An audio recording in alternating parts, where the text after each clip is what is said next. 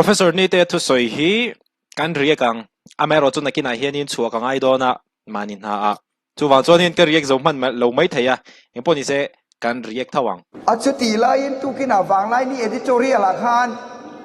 chief guest ki chief guest atan le in som ti chung cha khan kan minister te chief guest an tang jinglu tuk ang ti al hau om ti ang zong deu khan ron ti vele se kai ka kun khatin no swal khop maya emponi se ya a som tun oma hetami lo in du chun po kha achi chuang lova a balance su kan ti angai thowa min som to su khati na ni chuang lo ania khatiang som kha ania thil hi akal zelanga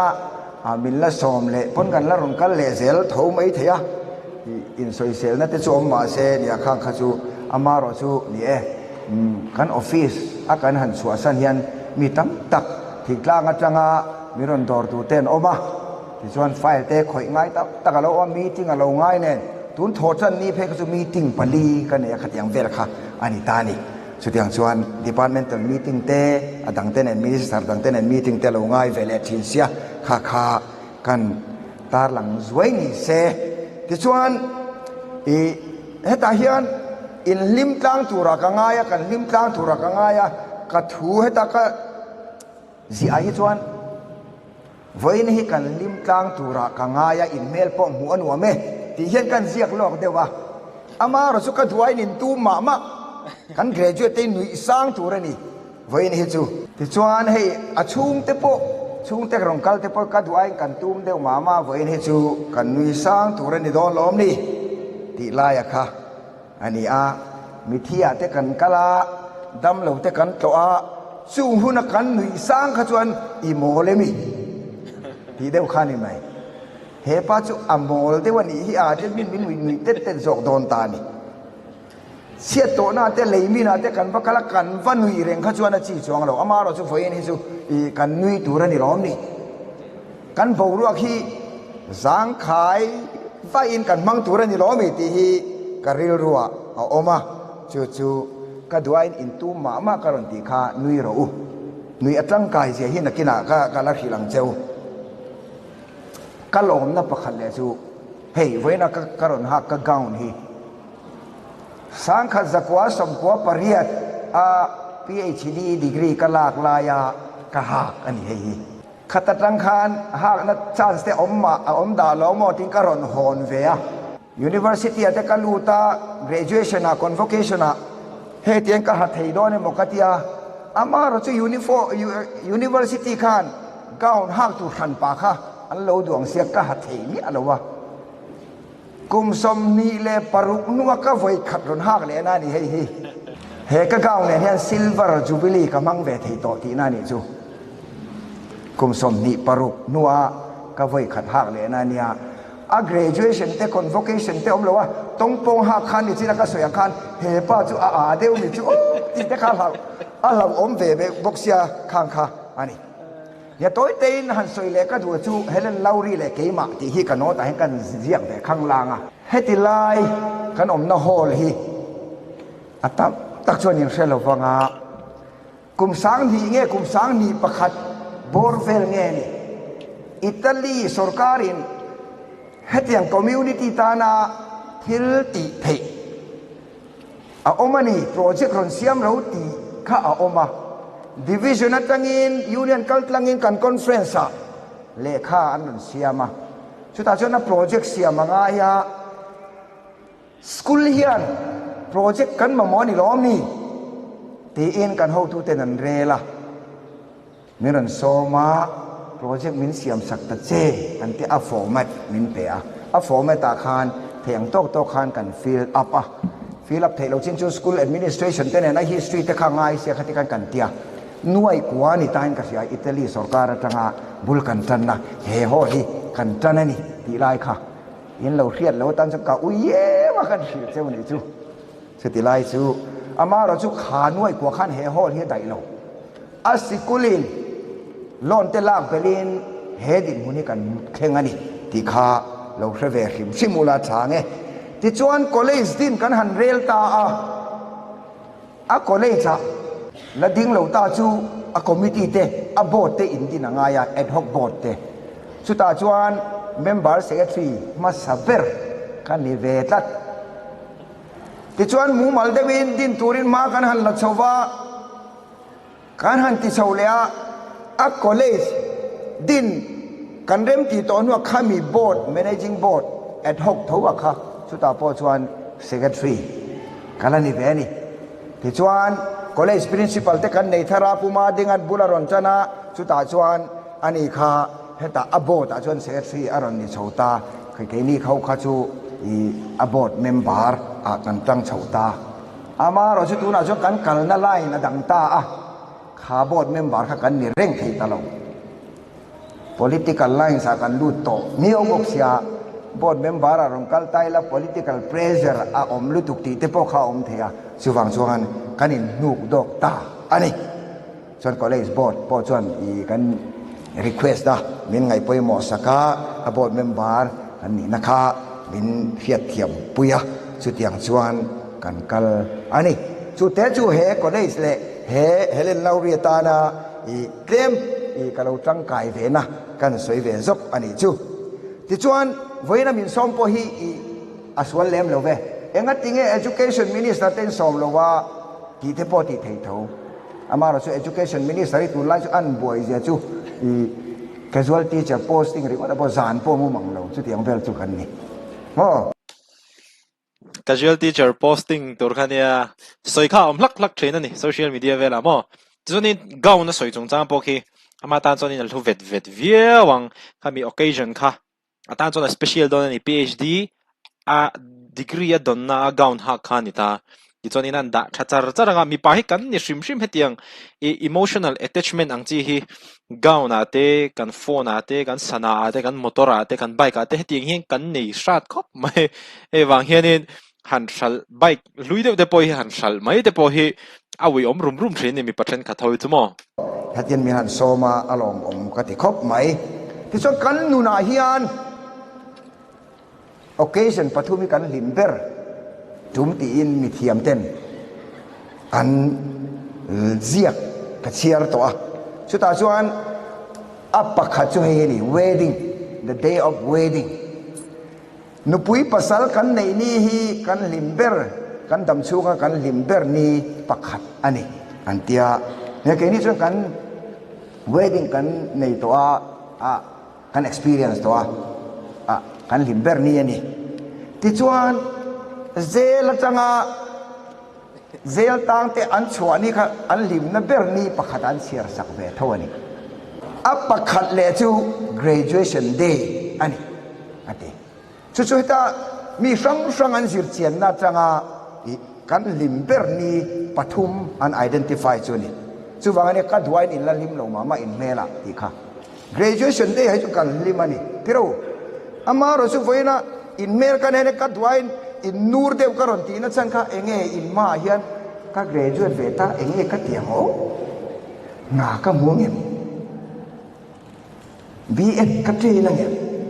master ka zir zo mangem PhD theng ka zir zo mangem ite po in la ngai tua boy ni mai thei in lim lo lu tu khia boy kha lo lim be ro high school kan ni lai teng ke chu lim ve thei reng hi kan ya boy sang ya kan lima ka thian rim pon kan nui thau chu ni graduate te ka ngai san thin sia kha kan ti le dei teng high school a kan kala BS of chin chu ka ngai sak thei khop me o eng ti ka nge ka graduate ve o ka ti thi ti chuan BA ka sir zova master's degree ka ti le BA ka sir lai kan master's zir pune university a kan mizo senior te master zir ho ka chu ka ngai sa khop me amma ro chu kan ngai san ang he ho kan an lo ni lem lo ni ang chu mo le kan han ni ve kan han zir zo ve a khang khani amma ro kan soi du jok ta chu graduate ka lo ngai san thin sia kha chu tiang ang thiau chu ve na hian a lai kla ra hian gaung dum ha in chua tun ma ka ngai san em chin kha in ni tlat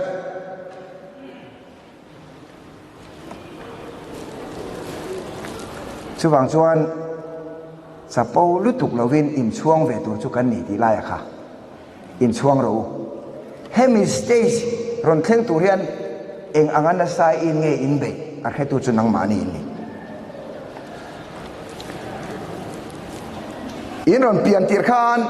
tu po in chap vek tro in ron ungek suak vek chap lo ula chuan voi na hian in om mia long in thing ha lang in pian rual khan mi thing re re hi kan pian tir kan pian phata ta angai nge kan ron ta chuak nge angai chu nun kal phung ani ve tlat chuan kan ron chap chua ka nun kan han mang chowa a changin ups and down khaten kan manga tiro tluang pur hi om ve thei thawani anuna hian ama ro chu atam jok hi chu kan nuna hian kan tluang lem lo kan zir lai high school atanga ku ta school level atanga kan zir chho apo hian kan tluang tam em chong lo kan nun mana hi chumi ups and down kara chuan kan zir chho zela vo in hi kan thleng ta ani hetianga graduation day kan han man hian kazia ana chuan tian kan zia ka today is the day of celebration voi ni kan lim na ni tur ani don lom ni ya kha chu bang chuan ani ai ilimang u inu yang u kati na chan ni it is the day to acknowledge your hard work he ta in lo bei chang na kha thir le ti la hei nge hi ni ka lo bei chang na ra thế kan khiết chuak nani ani perseverance and dedication ti tak na bei chang ne na ka lo bei na le dedication ka lo in pek na ka hun ban that na awanga voi ni thleng ka ni ti hi soinon kan du le rim khi ba chan atura te kan lo ngai mai thea ai asap tong chuan take it for granted kan ti ta ti ro atur ve renga ngai hi om ve ta ni ngai nei khat yang kha ani lo voi na hian khang kan lo be chang na te kha he chuak ila voi na kan graduate hi alom om le zual ani chuan kan graduate te lo po nu le pa te kan zir tir tu te conference kan ho tu te heng te poi voina kha in thorim nara in seng ron khiat pui te ron recognize pui tura ron kal kan ni chuta chuan enge ka soyang o tia ka chin chia ni zana ka ziak chuaka voina ka soi turi zana te ka chin chia acha chuan zan poi kamum ha vak man lo wa khang ngai tua reng khan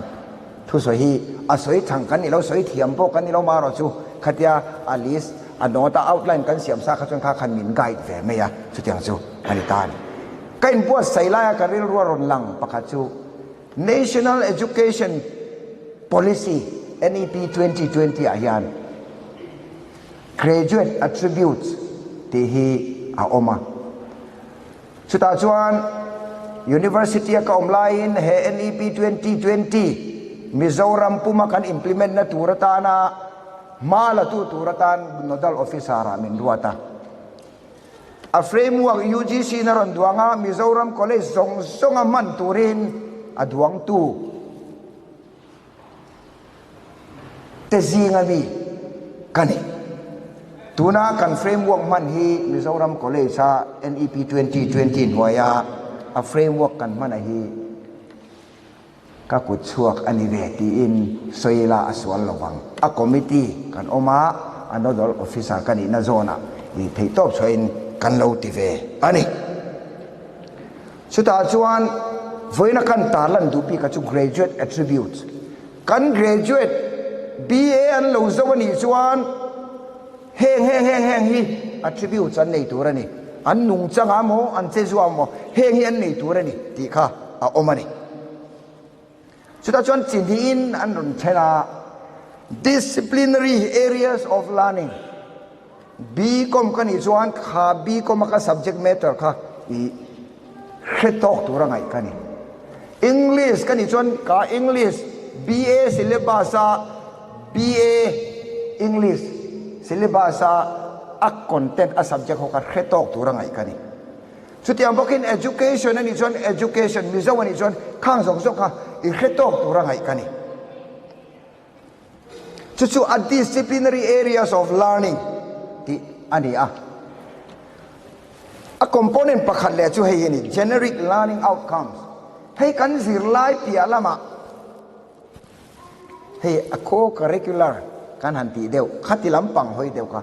BA English ก็จะว่าsubject ก็ชวนเทียมเล่ไม่ละมีคิง graduate กันนี่นะโซน่าแห้งอันในตัวนี่ที่ข้าไม่ใช่ดานอมตานี่สุดกันหันใส่ซอร์งาอีก็ elaborate attempt ก็ elaborate ลงมาอี point ตั้มตะก็มา point โมก็ที่สัวละค่ะกันหัน highlight สวยตัว complex problem solving graduate กันนี่ตัวชวน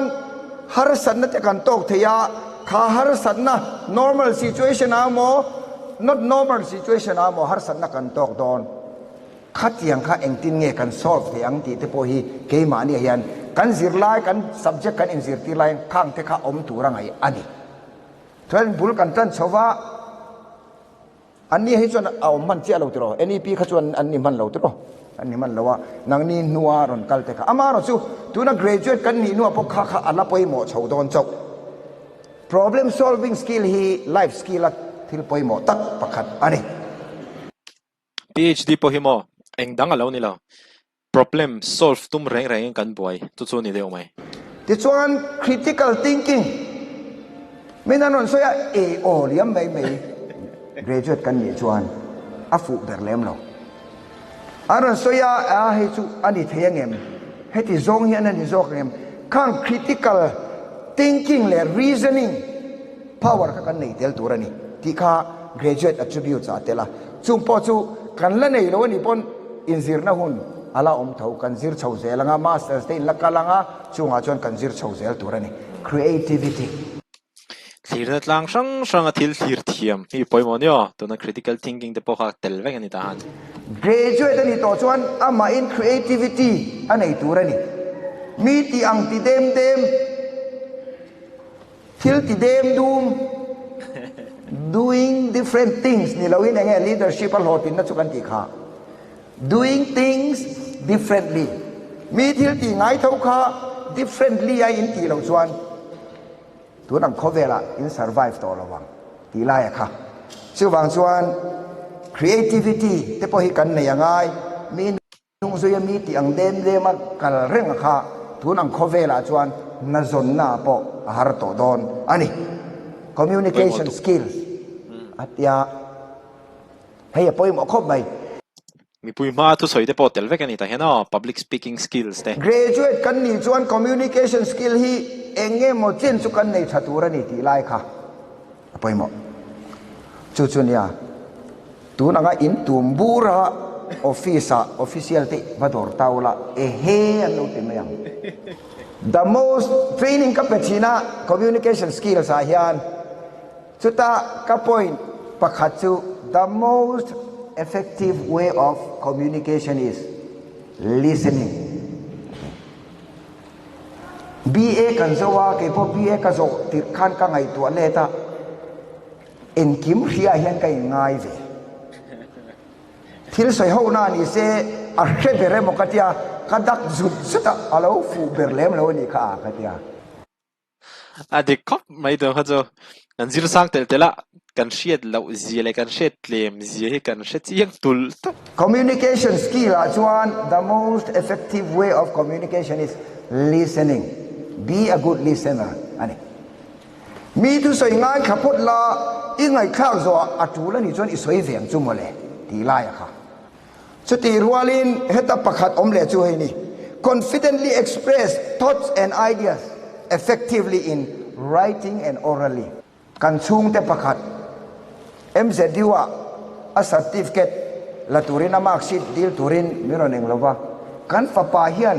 exam department po aron dor ngam lova aron ti kat hinarim aron keizak mai ni nia azak zum khachu zak zum ania enga tinge ba azo to ni lo mi ama po kan university exams department aron dor ngam lo katia kan lan na dewani soft ve cái tiếng kilom soft kan ti chu mo khang confidence level ka tura chuan in nei hun to confidently express thoughts and ideas effectively tilai hi nakina po in interview anga na zong turilani na in zon na interview anga confident taka in chang ni chuan hei nge hi zak zuma i enge bokara kut zep lut lo chawai lu kha chuan hei chu i first impression a khan iron kon fi lu lo chuan first impression a khan in tlang hal don chuta chuan interview board khan an zuam mang chengwa an du khan an vom mol to mai don cheuni chuti lai chu communication skill ar de graduate kan ni to chuan kan thil soya confidence kan nei turani smiling ka soi to kha ta chuan pani thum vel bak in smile lo tlat communication expert hoina an soidana research an ti a itum le inui khan ismail khan i muscles in man le ani aza chia ka heto lo training ka slide chu en leila langa antinan i frown chuan itum deu chuan i bianga i muscles zong kha enge mozat manangai tum chinte khang zong kharun chang kho manga i muscles kha aron ha le do nani amaro chu inui chuan muscles lem te chu khamana ngai ti chu bang chuan khisel na tan pon wi hi poimo chu wang na kan nui sang rek ni ke po kha poimo graduate kan ni chuan khatiang i attributes te kha apoimo ani ti chuan leadership readiness ti kha aron ngai poimo khop mai graduate kan ni to chuan ke mani level a heta a president ka vaniang a secretary kan yang ti khani tuang lo mani level a hian leadership role he can play thei theu community ani se chungwa ni se leadership role can play thei vek chu kan NEP 2020 hian angai poimo hlea leadership readiness hi kan graduate te a chuan a om nge tu ti ani chu college sang a khami NEP in khil khetura training kan pe kan han soi ho na chuan hi ka ngai poimo pakhat ania kan class ai mo enge mo kan tin kan zir lai te kha enge mo leadership role hi kan play tir tu rai khata tanga in train tu rani ka ti thi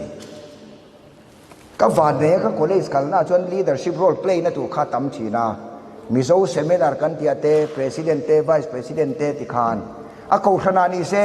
i hloi tu ni na khatiang kha chance oma khatiang te khan voin thleng hian min train ve ani ti lai ka leadership readiness ti voina kan nei lo ani pon hei chu i a in bil chho the ani ti lai ka value mani hi hanin en kol zo mml atron tena na dewin fresh to ngin ron chuka ma se arum ngan vena akhum polo ti fel a thosin polo zar tha chuwang lo a pheikhok polo om dar noi hretime hatiang kha heta a grassroots level atang han in tran se mo inculcation atia graduate si mani nam nun phung bo poisa lo kan sa khua ina min sir tir dan po poisa lo kan ram dani na min phut kan constitution ina citizen good citizen ni tura min phut po kan poisa lo ni chon graduate ni tak kan ni lo value inculcation ethical le moral values so chan toy te han soi lan le sok ka dua moral values graduate zurui bung ini chuan apoi ngotam heta high school pol tum po sir lo pol li po sir lo te khan anron nang lo chowa I anrui bak ve ni ka chu ila zir claim de wani ka u poti the in graduate na college poi helel lauri college ani zug le muam ti lo tura in zir tirna college ani in graduate nuwa in la rui bu ka ni chuan a poi ngotang ti lai kha ti chuan aron ngai poimo le pakachu hei hini environmental awareness and action environmental awareness chu om tiro kan subject a po tel tiro tuna NEP thara po yan environmental ti kha paper pakhat to credit inaron telang chu kan duan telani amaro chu kan sei du chu voina yan environmental a hian kan aware tok lovem ti don kan aware vek kan awareness level hi atok thokatin karsia amaro chu a action la ya khani kan aware action a kan ti lan lo la ya hi tu na chona vei om ta ni a zol khopuya ni kum masa khan every kha rasur har dewa tong luyak kam dewa ruwa kle maron tla zana atuka environmental group pakhata ni zana ruwa sur khasu lom thu soi tur kan ni pathian zara tong lui akang lo lawa kang session aizol khopui hi kan boi dona katia ka post ani aizol chualama om khuta vengmong lama om deu khachuan keini tan chuan lom thu soi thei chi ani lo waron ke enga tinge kan ti na kalai chuan veng chung lama bottle plastic zong zong kha len tha khu ta an ko ta ai chep nu maya khathiang ani chuan lom the ani lo kati zok su ai zo la hian le khazir sang fu PhD graduate te MA graduate te BA zo te kanita environmental awareness su kan nei kan environment ti chethei tur chuan mi mu lo lai kan pai tho ti lai kha ani voina graduate te kan cha du cheu chu abi takin awareness kan nei ang hi a action in itilang ve mumya heya kan tui tlan thleng kan hisel na thleng a thenani ti lai kha tisan community engagement and service ti po hiron ngai poimo voina kan zirla kan graduate BCom kazawa English kazawa MA English BA English BA education kazawa khamilai na son kaltur chu kan ni tho amaro chu kha kan zir thiam na kha kei mani tan chau ni lon community tan point enge kan man chang kai ve thiang community engagement and service tuna chuan NEP 2020 a framework a chuan course kha compulsory kan la nge ngai to ta nang ni chu in la man lawa in zo huna khang community engagement and service ka community a in la ti thei zel thawani khotang tan le chung ko tan le mani tan tang kai turin thei to bi chong u ti lai kha ti chuan ron ngai poi mo le pakha chu empathy psychology la ho chuan empathy chu in khil fia thiam zo khanga enge mi dang te din mun zu hiat thiam puya kha graduate te chuan an nei nge turani ki poimo ki po kumsom ni pani ni thum ka ni chho ve la tang khian ki mi empathy mo emotional intelligence te pon ting chu thain kha chuan ki mi hi ke ma hena ron nom ve tak tak chau aha ke po ha ka nei har empathy ki mo ni tani mani din mun chau karin ngai tua mi dang te din mun war khelem lawa officer kan ni chuan nakina minister te poin la ni thawang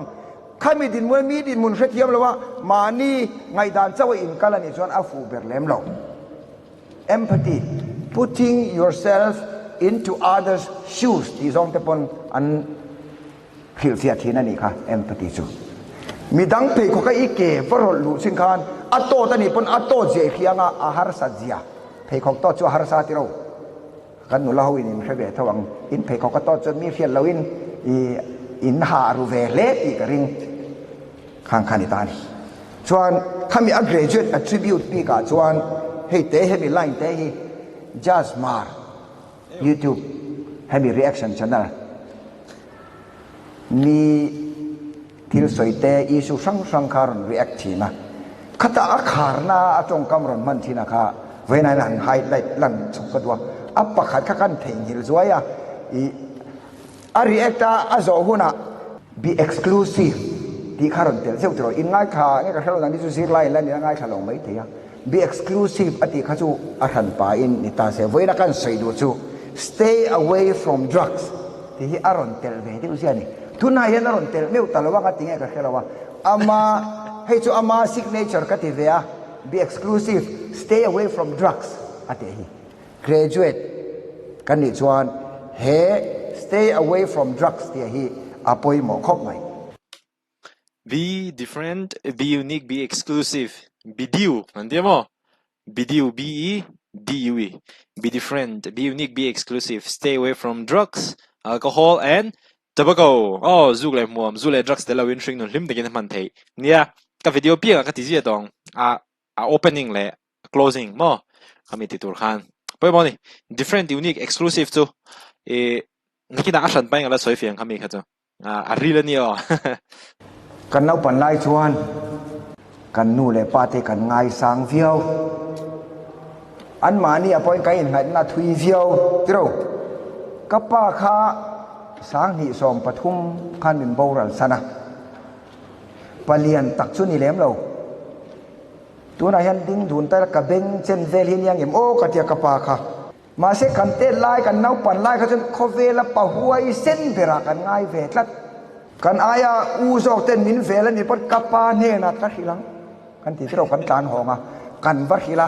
ka ngai to le le thina khang lai khan min ti du da de tu te kha kan pa kapa ne na kan va zol ko wa kapa kha thim ri min bakal ta se ron sual pui ta se kapa khanan he po ka ring vak lo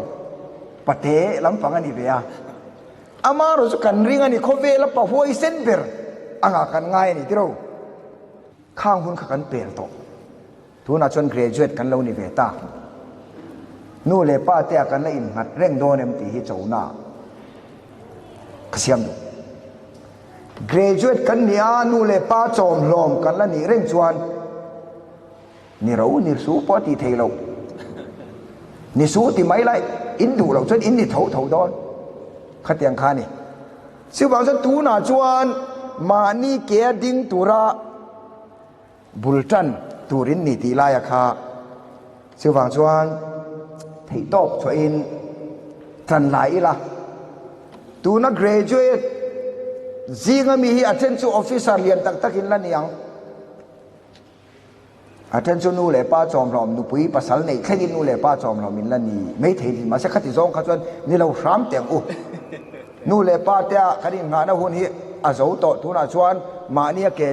ding tur kan ni na cha kan mo mon na che deu kan mo lo tam deu kan mo lo tlem deu kan mo ni pon nu le pa te ti ha lo ma ni thei top choi tum teng u ti kha khani chau le na ni ta se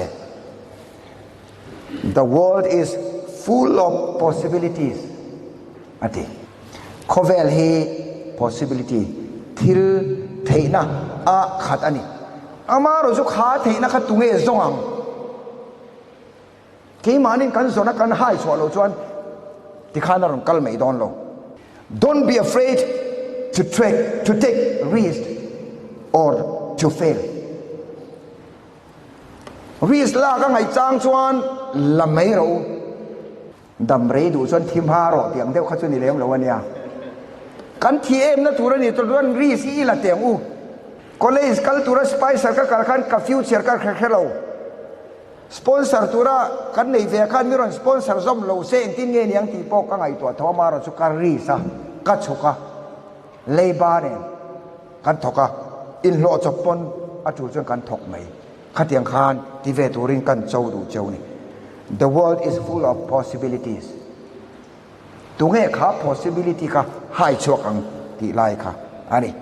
go out of your comfort zone ade chona nu amalom tiro zinga mudrei te pon nu amalom tro anuam lam chau kan thir chuan ni china ka soi kan nu le pa te kan in ngat renga nga he ta kan tar thengin kan in ngat meang ships are safe in the harbor long te chu long cholna him takin an ding thei but that's not what they are made for amaro chu khang long te kha long cholna harbor a ding reng tura siaman ni lo ateni chu te chu poimo kan comfort zone kan om reng chuan kha comfort zone om reng tur khan ke mani le ke mani ka in siam chopani amaro chu pathian in min du na he ta loting tura min du chona kha kan comfort zone kha kan pela risk kan lak angai ani make full use of opportunity that comes on your way hun rem chang hun cha nang ma ron om piang kha make full use of it chung ham that na te full use opportunities that grab to min imeng karang u today is your day graduates kan ti bea atop lam voini inni ani he inni ahian congratulations kan ti vele chewa kan lom pui tak zet cheu ni kan lom pui chewa tu na kan soi tam tak point enge mo zat oma khan point di khatal in chin sia in kal pui chuan in la lo tin chho zelang ti hi voina i lo tin na in chan hi step pakhat ani a step dange ro chu alarun kal zel don step pakhat lo ting lo chuan next step pakal thei lo ta step pakhat in lo tinga khami in ron thlen to chuan next step chu tu na chona ka han siam na tang te po khan kan kal zel tu ani Napoleon Hill sal le khabuziang e ka khet chiang to lo ba he ta Hitler ni lo tu nga kha sipai Napoleon na emi kha oh Napoleon na sipai te kha an kal to na luyan ka na ni chuan le lam ra lan thenuna kha le khan bom chezel a om sia chu nung tol an tum lo kir len tum lo tiani kha wang khan khove lan la duai toi ram sang khan la duai me ni chu wang chuan he step kan thlen to na hian an nung tol zonga kan kal lo nan kan kal pel leilon te thang le te kha bom che ila malam I pen je lang uti kha kana in cha le ni se kan lom pui chewa voina kan graduate te hi in kal zel na tura du sang na sang ber kan han ngal bok chewa ni pathian in zavain in kal la tura om pui zel chewro se kalome pui mo kho mai tu na thu soi ho kha zirlai ni mek te no graduate chi te le zirna chun zom tuma rilrungai to na seng mek te tan khanin motivational speech thatak ani soibel tur ka nei nuala react tur ka nei nuala amero chu ni danga tia tan khek mai la tuna hianin kal kangaya katna thila ole tizong khatun tuma kan react theini se video like an mule theu donia be different be unique be exclusive stay away from drugs alcohol and tobacco zule muam zule drugs telawin string no nilim te kin man theya khovel po du to kin chen thei picnic turte right turte tepan rui kherangai lo ril rufim karpon hun nuam deuh hun hlimom deuh man thei ti kha kan hre theuh kan hre non fo don ni